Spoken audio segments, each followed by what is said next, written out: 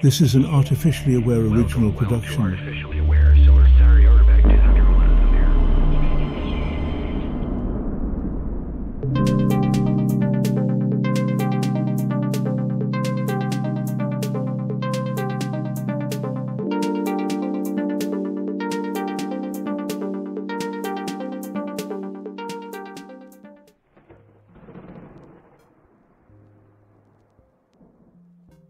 What if the world around you, the tangible space where objects have depth, width, and height, was just a tiny sliver of a much grander reality? Imagine being able to peer through the walls of this three-dimensional prison into an elusive, dizzying expanse, one where reality itself bends and loops. Enter Charles Howard Hinton, a man who didn't merely theorize about higher dimensions, but in his own way claimed to live within them. Hinton wasn't satisfied with the status quo of science or philosophy, nor with the stale traditions that bound his contemporaries to the comfort of three dimensions. This is the tale of a man who wrestled with reality itself, someone who dared to say that maybe, just maybe, you're only seeing a fraction of what's really there. But Hinton paid dearly for this vision, both in his career and in his private life, as he chased ideas that would estrange him from both society and sanity. Brace yourself, because Hinton's story isn't just about mathematics.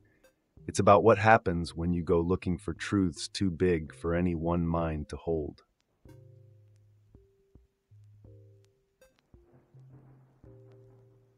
Let's start with his origins, the fertile soil from which this strange mind sprang. Charles Howard Hinton was born into a family as unorthodox as they come, brimming with thinkers who valued intellectual daring over the comfort of fitting in. His father, James Hinton, was a surgeon and philosopher known for his radical, often baffling ideas about religion, ethics, and the body. James didn't just influence Charles by genetic inheritance. He practically programmed the boy to question everything, to see beyond the superficial.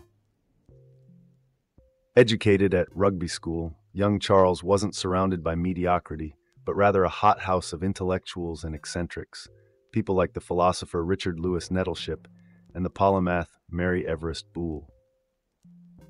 These influences left him acutely aware that there were realms beyond the visible world, whispers of dimensions beyond the three we know. If other kids were playing with marbles, Hinton was already juggling existential questions. This early exposure to minds unafraid to tread uncharted territories laid the foundation for his fascination with a fourth dimension, an obsession that would soon define and unravel his life.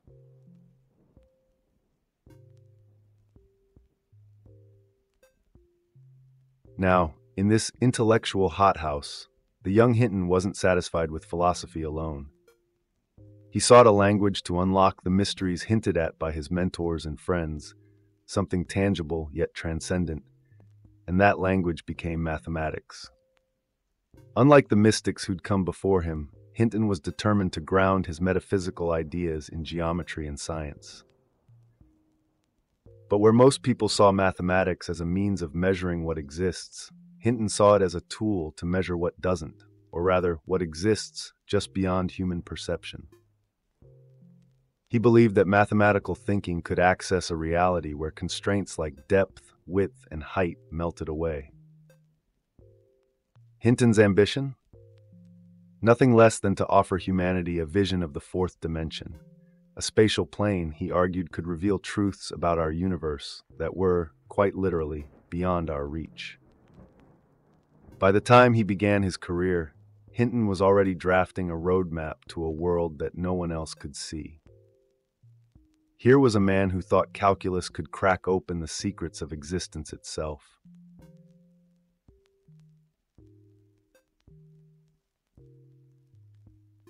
What exactly is this fourth dimension?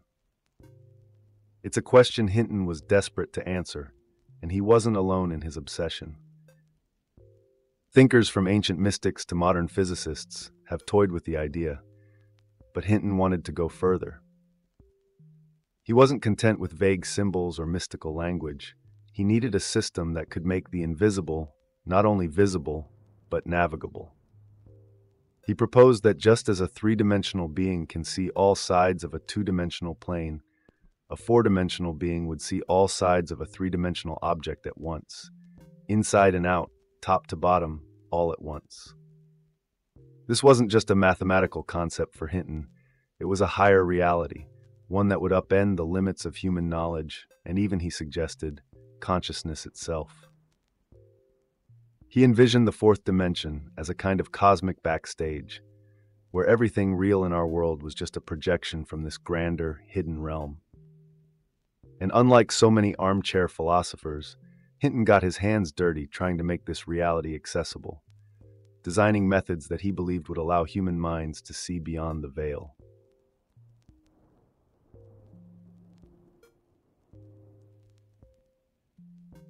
To Hinton, visualizing the fourth dimension wasn't an idle thought experiment, it was an all-consuming mission.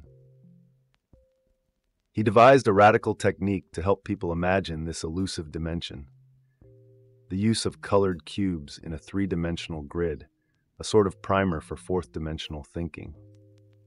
This system, known today as Hintons Cubes, required practitioners to learn color-coded cubes in specific arrangements, training the mind to process spatial relationships that don't exist in our three-dimensional reality. This exercise wasn't just academic. It was a mental workout so intense it bordered on psychological warfare. Hinton wasn't trying to gently ease people into a new understanding. He was ripping open their cognitive frameworks, exposing them to something most human brains were never built to handle. This wasn't about simply stacking blocks. It was about breaking through the mental chains that keep humanity tethered to its familiar three-dimensional world. Those who attempted Hinton's exercises found themselves in a strange new headspace, their minds stretched in ways both thrilling and unsettling.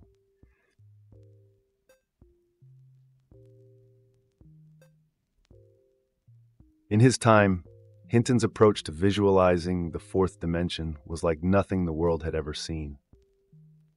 His color-coded cube system became the cornerstone of his method, a visual puzzle meant to unlock new ways of perceiving spatial relationships beyond three dimensions.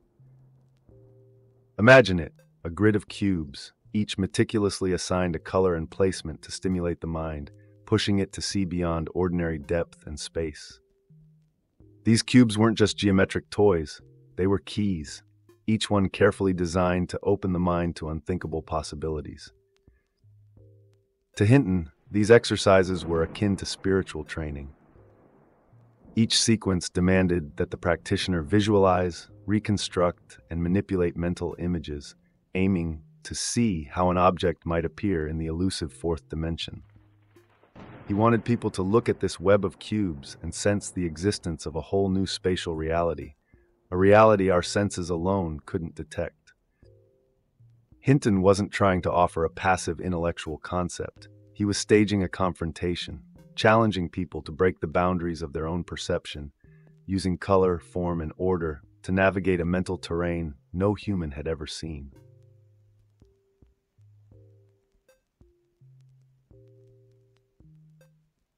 Of course, society rarely smiles upon those who meddle with the edges of reality. Hinton's methods, for all their genius, seemed almost scandalous to the mainstream. Imagine the reactions.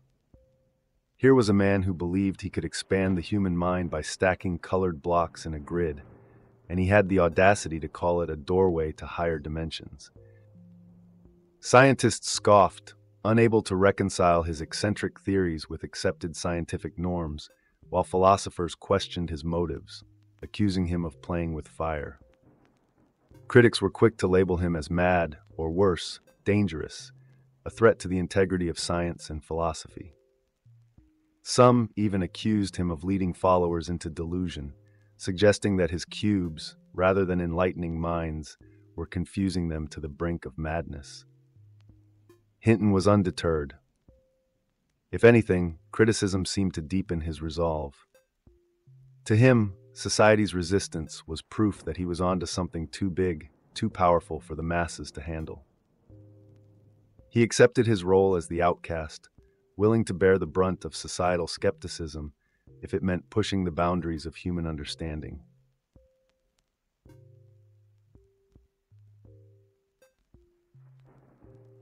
But if you think Hinton's work was merely intellectual, you'd be wrong.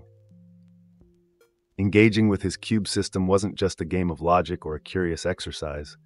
It was a grueling mental odyssey. Those who dared to take on the challenge found themselves undergoing an intense cognitive workout, forced to visualize complex, impossible shapes from every conceivable angle. And Hinton didn't hold back. He pushed his disciples to expand their minds to the brink, to reach a level of visualization that bordered on the supernatural. Some accounts speak of participants feeling disoriented, even haunted, as if their own minds were starting to unravel. It wasn't just an exercise, it was an initiation into a world that seemed to defy the natural order, a mental boot camp where the weak-willed could easily find themselves overwhelmed. Hinton himself acknowledged that his techniques could induce strain, even mental fatigue, but he believed it was necessary, an unavoidable price for glimpsing a reality beyond our sensory limits. This wasn't intellectual curiosity for him. It was a kind of cognitive rebellion, a push against the limits that nature had imposed on human perception.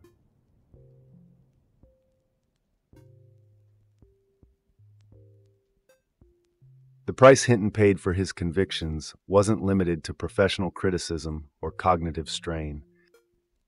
His commitment to a vision unseen by others left him isolated, estranged from both society and his family. Obsessed with ideas too grand for his era, Hinton was labeled as the eccentric, the outcast, even the lunatic. His family suffered too, living under the shadow of his scandalous reputation and radical beliefs. Hinton's relentless pursuit of the fourth dimension didn't leave much room for the mundane responsibilities of family life. For a man so invested in higher planes, earthly bonds often came second, leaving him distant and detached. His work consumed him, but it also pushed him to the periphery of society, a place reserved for those whose ideas are too disruptive to be easily accepted. But Hinton's personal sacrifices didn't break him. Rather, they seemed to fortify his resolve. It was as if he believed he was chosen to bear these burdens, a necessary martyr for the cause of enlightenment, as he continued his pursuit of a truth that eluded everyone else.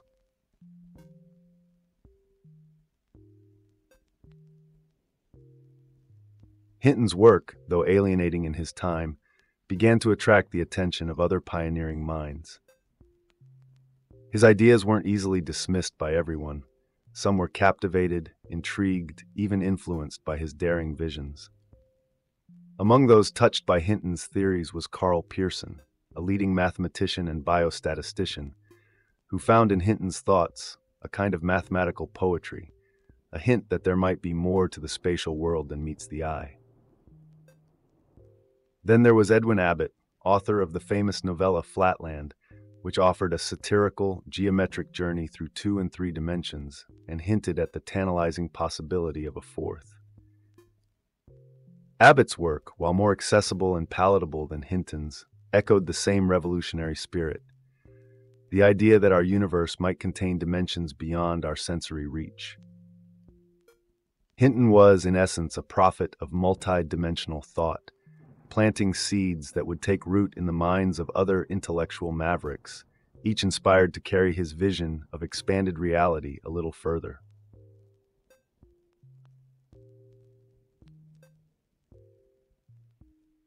It's ironic, really. After all those high-concept theories about invisible dimensions and cosmic truths, one of Hinton's most enduring legacies turned out to be something as down-to-earth as a playground toy. The jungle gym, invented by his son Sebastian Hinton, was more than just a structure for kids to climb on. It was a direct descendant of Charles Hinton's geometric experiments, designed as a 3-dimensional grid that children could use to navigate space in ways that subtly mirrored his father's 4th-dimensional teachings. Sebastian took his father's obsessive fascination with cubes and transformed it into something playful, practical, and accessible, teaching kids to intuitively grasp spatial relationships by scrambling over X, Y, and Z axes without even realizing it. It was spatial learning without the headaches, turning the complexities of Charles Hinton's vision into simple, joyful exploration. The jungle gym became a hidden tribute to Hinton's ambition to expand human perception, a bridge between abstract mathematical concepts and the boundless possibilities of a child's imagination.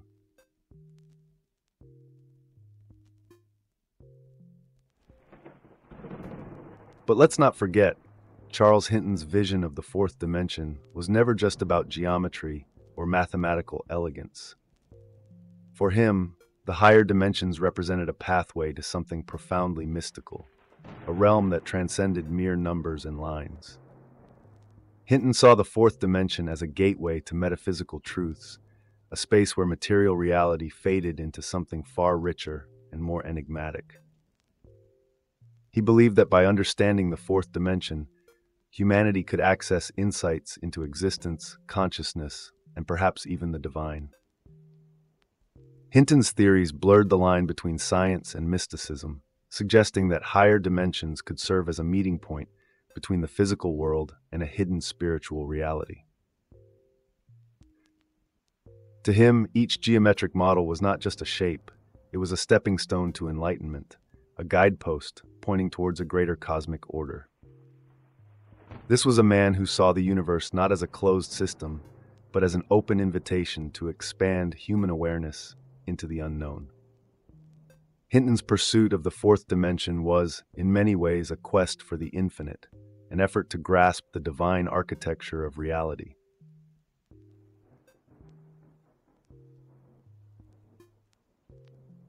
Of course, not everyone shared Hinton's utopian vision of higher dimensions as gateways to enlightenment. Martin Gardner, the brilliant mathematician and writer, approached Hinton's ideas with a mix of fascination and dread. He warned that the process of visualizing the fourth dimension could be seductive, almost hypnotic, with the potential to consume the mind in dangerous ways. According to Gardner, those who delved too deeply into Hintons Cubes risked setting off a kind of cognitive chain reaction, where mental images of higher dimensions began to parade unbidden through the mind, transforming from orderly sequences into chaotic visions. It was as if Hinton's techniques, once mastered, took on a life of their own, reshaping the mind in ways that couldn't easily be undone. Gardner's cautionary tales served as a reminder that the human brain might not be equipped to handle the dizzying possibilities of higher dimensions without serious consequences. In trying to expand human perception, Hinton may have opened doors to places our minds were never meant to go, spaces where the familiar rules of reality twist into something unsettling and unknowable.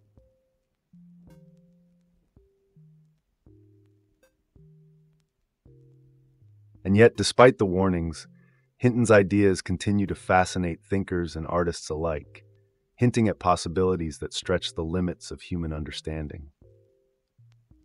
Modern physics has found echoes of Hinton's fourth dimension in string theory, where higher spatial dimensions are no longer mere fantasy but mathematical necessities.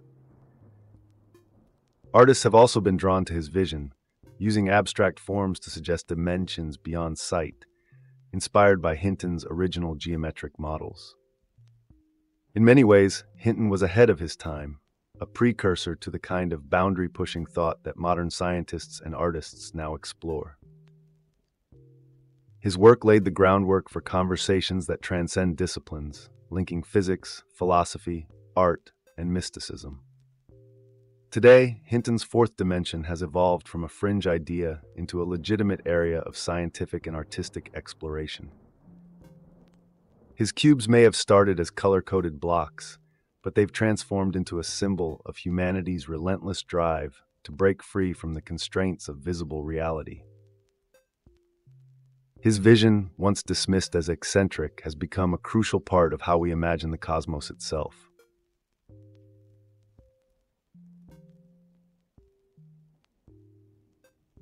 So what does Hinton's story ultimately mean? It's more than just a tale of a man obsessed with invisible worlds. It's a challenge. It's a reminder that the boundaries of perception are not as fixed as they seem, that there are realities beyond what human senses can grasp. Hinton's life was a testament to the power of ideas, both beautiful and dangerous, and to the potential of the human mind to stretch far beyond the ordinary. His work continues to ask us unsettling questions. What if everything you see is just a shadow of a larger truth?